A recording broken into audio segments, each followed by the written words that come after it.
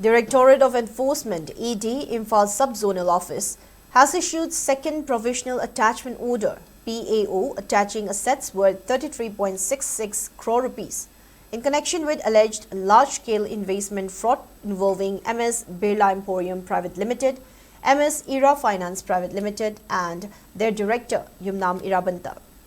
According to India Today NE, an official press release issued on January 1, 2026 mentioned the case relates to alleged cheating of around 5,000 investors in Manipur through an unauthorized investment and deposit scheme operated between 2019 and 2021, promising exorbitant returns but failing to repay the deposited funds.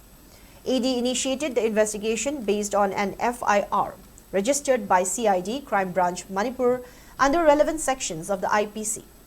The probe revealed that the companies also extended loans to public under a loan against property (LAP) model, during which borrowers' properties were allegedly transferred and registered in the names of directors and staff through sale deeds. The companies reportedly shut down operations in early 2020 without returning investors' money, while properties registered in the names of promoters were retained, and the proceeds of crime were used to acquire multiple assets.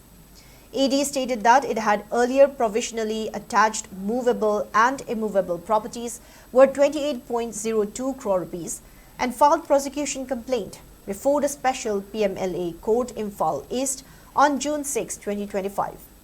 Further investigation led to identification of 121 additional immovable properties valued at 33.66 crore rupees, taking the total value of assets provisionally attached in the case to 61.68 crore rupees.